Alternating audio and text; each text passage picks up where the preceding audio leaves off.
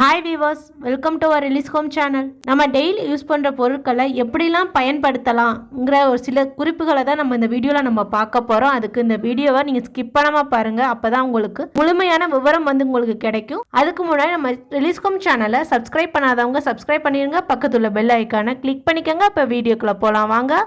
நம்ம ஏதாவது புது பாத்திரம் வாங்கினோம்னா அந்த புது பாத்திரத்தில் இந்த மாதிரி ஸ்டிக்கர்ஸ் வந்து நம்மளுக்கு எப்போதுமே இருக்கும். அதை வந்து எடுக்கிறது ரொம்ப கஷ்டம். இந்த மாதிரி நம்ம சுரண்டி பிக்கலான்னு பார்த்தாலும் நம்மளுக்கு அதில் பாதி ஸ்டிக்கர் வந்து அதிலே ஒட்டிக்கும். அப்படியே சாப்பிடவும் முடியாது. என்ன வாஷ் பண்ணாலும் நம்மளுக்கு ஒரு மாதிரி பிசு பிசுன்னு ஆயிரும். அதுக்கு நீங்கள் இந்த மாதிரி ட்ரை பண்ணி பாருங்கள். அது வந்து கொஞ்சம் கூட இருந்த தடமே இல்லாமல் நம்மளுக்கு சூப்பராக எடுக்க வந்துடும். அடுப்பை பற்ற வச்சுக்கோங்க. அடுப்பை பற்ற வச்சுட்டு அடுப்பில் அந்த ஸ்டிக்கர் இருக்க பாத்திரத்தை எங்கே ஸ்டிக்கர் இருக்கோ அந்த இடத்த வந்து அடுப்பில் காட்டுங்க. அதாவது முன்னாடியும் பின்னாடியும் கொஞ்சம் லைட்டாக இந்த மாதிரி காட்டினீங்கன்னாவே போதும். அழகாக ஈஸியாக எடுக்க வந்துடும். இங்கே பாருங்கள் எவ்வளோ ஈஸியாக எடுக்க வருது. கொஞ்சம் கூட அந்த பாத்திரத்தில் வந்து ஸ்டிக்கர் ஒட்டவே ஒட்டலை. இங்கே பாருங்கள் எடுத்ததுக்கப்புறம் ஸ்டிக்கர் இந்த தடமே தெரியல. பாருங்கள் எவ்வளோ சூப்பராக எடுக்க வருதுன்னு. இங்கே பாருங்கள் அடுத்து சின்னதாக ஒரு ஸ்டிக்கர் இருக்குது. அதையும் அதே மாதிரி நம்ம காட்டினா போதும், அழகாக எடுக்க வந்துடும். பாருங்கள் அந்த சின்ன ஸ்டிக்கர் கூட நம்மளுக்கு ஈஸியாக எடுக்க வந்துருச்சு. இந்த மாதிரி நீங்கள் ட்ரை பண்ணி பாருங்கள். இது உங்களுக்கு ரொம்பவே யூஸ்ஃபுல்லாக இருக்கும். பாத்திரமும் நீட்டாக இருக்கும். இந்த டிப்ஸ் வந்து உங்களுக்கு பிடிச்சிருந்துச்சுன்னா லைக் பண்ணுங்கள், சப்ஸ்கிரைப் பண்ண மறந்துடாதீங்க. வீட்டில் தண்டங்கீரை வாங்கினோம்னா நம்ம அந்த கீரையை மட்டும் யூஸ் பண்ணிவிட்டு அந்த தண்டை வந்து வேண்டாண்டு குப்பையில் போட்டுருவோம். அது வந்து வேஸ்ட்டாக தான் போகும். இனிமேல் அந்த மாதிரி நீங்கள் குப்பையில் போடாதீங்க. ஏன்னா அந்த தண்டங்கீரையில் நம்மளுக்கு அவ்வளோ சத்து இருக்குது. இதை வந்து நம்ம சமைக்கிறதுக்கு கூட நம்ம யூஸ் பண்ணிக்கலாம். அதை வந்து தண்டங்கீரை வந்து ஈஸியாகவே வதங்கிடும். ரொம்ப நேரம் வேக வைக்கணும் அப்படிலாம் கிடையவே கிடையாது. ஈஸியாகவே வெந்துடும். இங்கே பாருங்கள் நான் உடச்சி காட்டுறேன் எவ்வளோ ஈஸியாக உடைக்க வருது. அப்படின்னா சீக்கிரமாகவே வெந்துடும் இது. இதை வந்து நீங்கள் சாம்பாருக்கு இல்லை மண்டி அந்த மாதிரி இதுக்கு வந்து நீங்கள் இதையும் சேர்த்து நீங்கள் சமைச்சு பாருங்கள். சாப்பாடு அவ்வளோ டேஸ்ட்டாக ருசியாக இருக்கும். இதை சின்ன பசங்களுக்கு சாப்பிட்டா ரொம்பவே நல்லது அவங்களுக்கு. இந்த மாதிரி நீங்கள் ட்ரை பண்ணி பாருங்கள். வீட்டில் உள்ளவங்க எல்லாருமே வந்து கேட்டு வாங்கி சாப்பிடுவாங்க. இந்த டிப் வந்து உங்களுக்கு பிடிச்சிருந்துச்சுன்னா லைக் பண்ணுங்கள், சப்ஸ்கிரைப் பண்ண மறந்துடாதீங்க. வெங்காயத்தோட விலை வந்து எப்போ கூடும் எப்போ குறையும்னு யாராலையும் சொல்லவே முடியாது. அந்த மாதிரி குறையிற டயத்தில் நம்ம அதிகமான குவான்டிட்டியில் வந்து வெங்காயத்தை வாங்கி நம்ம வீட்டில் ஸ்டோர் பண்ணி வச்சுக்குவோம். அந்த மாதிரி ஸ்டோர் பண்ணி வச்சது கொஞ்ச நாள் கழித்து நீங்கள் பார்த்தீங்கன்னா அது வந்து சில வெங்காயம் வந்து அழுகி போயிருக்கும். ஒரு வெங்காயம் அழுகுனா கூட மற்ற வெங்காயமும் அதே மாதிரி ஒன்று தொட்டு ஒன்று அப்படியே அழுகி வந்துடும்.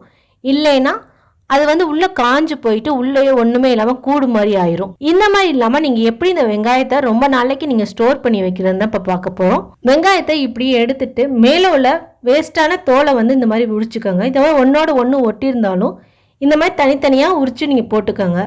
இந்த மாதிரி நான் வெங்காயத்தை வந்து தனித்தனியாக பிரிக்கிறேன் பாருங்கள். இந்த மாதிரி தனித்தனியாக பிரிச்சுக்கணும். மேலே உள்ள எக்ஸ்ட்ரா உள்ள தோலையும் நம்ம ரிமூவ் பண்ணிவிட்டு இந்த மாதிரி ஸ்டோர் பண்ணி வச்சோம்னா நம்மளுக்கு ரொம்ப நாளைக்கு இருக்கும். இது வந்து நம்மளுக்கு கொஞ்சம் அதிகமான வேலை தான். இதை வந்து நம்ம டிவி பார்க்கும்போதோ இல்லைன்னா வந்து ஃபோன் பார்க்கும்போதோ அதை பார்த்துக்கிட்டே நம்ம இதை செய்யும்போது நம்மளுக்கு வந்து அந்த கலப்பே தெரியாது. ஈஸியாக நம்மளுக்கு இந்த வேலையும் நம்மளுக்கு முடிஞ்சிடும். வெங்காயமும் ரொம்ப நாளைக்கு சூப்பராக ஃப்ரெஷ்ஷாகவே இருக்கும். இங்கே பாருங்கள் இந்த மாதிரி நம்ம தனித்தனியாக பிரிச்சுக்கிருக்க. இந்த உரிச்ச வெங்காயத்தோலையும் வந்து நீங்கள் வேஸ்ட்டுன்னு கீழே போட்டுறாதீங்க. இதை வந்து உங்கள் வீட்டில் உள்ள தோட்டத்தில் பூஞ்செடி, மல்லிகைப்பூ செடி, ரோஜாப்பூ செடி அந்த மாதிரி எதாவது இருந்தால் அதில் போடுங்க. இது நல்லா உரமாக இருக்கும். அதுக்கு இல்லை தென்னை மரத்தூரில் கூட நீங்கள் போட்டிங்கனாலும் இது நல்லா உரமாகும். உங்கள் வீட்டில் வந்து தோட்டம் இல்லை பூந்தொட்டி தான் வச்சுருக்கோன்னா இந்த பூந்தொட்டியில் இதை போடும்போது நம்மளுக்கு சம்டைம்ஸ் வந்து பூச்சிங்க வர ஆரம்பிக்கும். ஏற்கனவே நம்ம ஒரு வீடியோவில் நான் சொல்லியிருந்தேன். இந்த வெங்காயத்தோலை வந்து தண்ணியில் வந்து நல்லா கொதிக்க விட்டுட்டு அந்த தண்ணியை ஆற விட்டு வடிகட்டி ஆறினதுக்கப்புறம் நீங்கள் உங்கள் செடிக்கு ஊற்றுனீங்கன்னா அதுக்கு நல்ல சத்தாக இருக்கும்னு. இந்த மாதிரி உரிச்ச வெங்காயத்தை வந்து இந்த மாதிரி நல்லா ஒரு சொலகோ இல்லை அகலமான இடத்துல வந்து இந்த மாதிரி நல்லா கொட்டி வச்சுட்டிங்கன்னா இது வந்து ரொம்ப நாளைக்கு நல்லா ஃப்ரெஷ்ஷாக அப்படியே இருக்கும். இந்த மாதிரி நீங்கள் ட்ரை பண்ணி பாருங்கள். இது உங்களுக்கு ரொம்பவே யூஸ்ஃபுல்லாக இருக்கும். இந்த டிப் வந்து உங்களுக்கு பிடிச்சிருந்துச்சுன்னா லைக் பண்ணுங்கள், சப்ஸ்கிரைப் பண்ண மறந்துடாதீங்க. ப்ரெட்டை வந்து நம்ம ஒழுங்காக க்ளோஸ் பண்ணாமல் விட்டுட்டோம்னா இந்த மாதிரி ஹார்ட் ஆயிரும். தெரியாமல் வெளியில் வச்சாலும் இந்த மாதிரி ஹார்ட் ஆயிரும். அதுக்கு பசங்க யாரும் அதுக்கப்புறம் சாப்பிட மாட்டாங்க. இந்த ப்ரெட்டு வந்து வேஸ்ட்டாக தான் போயிடும். அந்த மாதிரி நீங்கள் வேஸ்ட் பண்ணாமல் இந்த மாதிரி ட்ரை பண்ணி பாருங்கள்.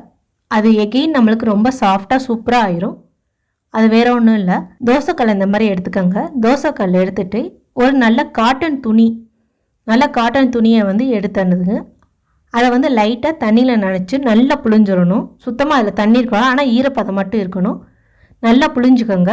நல்லா புழிஞ்சதுக்கப்புறம் அந்த ப்ரெட்டை வந்து அதில் வைங்க. இந்த மாதிரி வச்சு நல்லா ஃபுல்லாக ஹோல்ட் பண்ணிக்கோங்க. நம்ம எதுக்கு ஈரமான துணியில் வந்து ப்ரெட்டை வச்சு இந்த மாதிரி மடக்கி சூடு பண்ணுறோம்னா, ட்ரையான துணியில் வச்சு சூடு பண்ணோம்னா ப்ரெட்டு வந்து துணியில் நல்லா ஒட்டிக்கும், அது வந்து பிக்கிற மாதிரி ஆயிரும். அதனால தான் நம்ம வந்து ஈர துணியில் ப்ரெட்டை வச்சு ஹீட் பண்ணுறோம். ஸ்டவ்வை ஆன் பண்ணுங்க.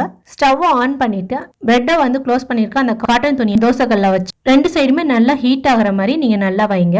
இந்த மாதிரி 2 சைடும் லைட்டாக ஹீட் ஆனாவே போதும். ஸ்டவ்வை ஆஃப் பண்ணிடுங்க. ஏன்னா ரொம்ப ஹீட் ஆச்சுன்னா அந்த துணியோட ப்ரெட்டு வந்து ஒட்டிக்கும். ப்ரெட்டை வந்து அப்படியே டைரெக்டாக வச்சோம்னா நம்மளுக்கு ரொம்ப ஹார்டாயிரும். அதுக்கு இந்த மாதிரி நீங்கள் வச்சிங்கன்னா அந்த மாதிரி ஹார்டே ஆகாது. ரொம்பவே எப்படி சாஃப்டாக இருந்துச்சோ அதே மாதிரி ரொம்ப சாஃப்டாயிரும் ப்ரெட்டு. இந்த மாதிரி 2 சைடுமே நல்லா ஹீட் ஆனதுக்கப்புறம் பாருங்கள், இப்போ பாருங்கள் 2 சைடுமே சூப்பராக ஹீட் ஆயிடுச்சு. இப்போ ஸ்டவ்வை ஆஃப் பண்ணிடலாம். இப்போ ப்ரெட்டை பாருங்கள். இப்போ பாருங்கள் ப்ரெட்டு எவ்வளோ சூப்பராக சாஃப்டாக ஆயிடுச்சுன்னு. நம்ம வந்து ஃப்ரெஷ்ஷாக வாங்கின மாதிரியே இருக்குது பாருங்கள். இந்த மாதிரி நீங்கள் ட்ரை பண்ணி பாருங்கள், உங்களுக்கு ரொம்பவே யூஸ்ஃபுல்லாக இருக்கும். இந்த டிப் வந்து உங்களுக்கு பிடிச்சிருந்துச்சுன்னா லைக் பண்ணுங்கள், சப்ஸ்கிரைப் பண்ண மறந்துடாதீங்க. நம்ம பூண்டை வாங்கி நம்ம அப்படியே வச்சிட்டோம்னா அந்த பூண்டு வந்து இந்த மாதிரி உள்ளுக்குள்ளே ஒரு மாதிரி கருப்பாயிரும், உள்ளே பூச்சி போன மாதிரி ஆயிருக்கும். சில இதில் வந்து நம்மளுக்கு அப்படியே காற்று போய் அதில் ஒன்றுமே இல்லாமல் கூடு மாதிரி ஆயிரும், அதுவும் வேஸ்ட்டாக போயிடும். அதுக்கு நீங்கள் பூண்டு வாங்கின உடனேயே பூண்டை வந்து தனித்தனியாக இந்த மாதிரி உடச்சி வச்சுக்கோங்க. இங்கே பாருங்கள், இந்த மாதிரி மேலே உள்ள தோலெல்லாம் வந்து எடுத்துக்கோங்க. மேலுள்ள தோலெல்லாம் எடுத்துட்டு அதை வந்து தனித்தனியாக பூண்டில் வந்து ஒவ்வொரு பல்லாக எடுத்து இந்த மாதிரி நீங்கள் தனித்தனியாக வச்சுக்கோங்க. அது வந்து காற்று போகிற மூடியாக இருந்தால் சரி, இல்லைன்னா வந்து மேலே ஏதாவது கூட மாதிரி வச்சுக்கோங்க. நல்லா காற்று படுற மாதிரி இருக்கணும். ஒன்றோட ஒன்று ஒட்டாமல் இருந்தால் நம்மளுக்கு வந்து அது ரொம்ப நாளைக்கு அப்படியே ஃப்ரெஷ்ஷாகவே இருக்கும், கெட்டே போகாது. இதை வந்து நீங்கள் வாங்கின உடனே நீங்கள் செஞ்சு வச்சுருங்க. இதை நம்ம டிவி பார்க்கும்போது இல்லை ஃபோன் பார்க்கும்போது இந்த மாதிரி செஞ்சோம்னா நம்மளுக்கு வேலை கலப்பே தெரியவே தெரியாது. இந்த பாருங்க, இந்த மாதிரி ஒவ்வொரு பல்லா நீங்கள் பிரிச்சுக்கோங்க. மேலே உள்ள தோலெல்லாம் வந்து எடுத்து இந்த மாதிரி நீங்கள் போட்டு ஸ்டோர் பண்ணி வச்சிங்கன்னா அது உங்களுக்கு ரொம்ப நாளைக்கு ஃப்ரெஷ்ஷாகவே இருக்கும். அந்த உரிச்ச தோலையை கூட நீங்கள் வேஸ்ட்டுன்னு சொல்லி குப்பையில் போட்டுறாதீங்க, உங்கள் செடிங்களுக்கு போடுங்க. உங்கள் செடிங்களுக்கும் அது நல்லா உரமாக இருக்கும். இங்கே பாருங்கள், இந்த மாதிரி நான் நல்லா உரிச்சிட்டு இந்த மாதிரி ஸ்டோர் பண்ணி வைங்க. எப்போதுமே இந்த மாதிரி யூஸ் பண்ணி பாருங்கள், உங்களுக்கு வந்து வேஸ்டே ஆகாது, ரொம்பவே பிடிக்கும். இந்த டிப்ஸ் வந்து பிடிச்சிருந்துச்சுன்னா லைக் பண்ணுங்க, சப்ஸ்கிரைப் பண்ண மறந்துடாதீங்க.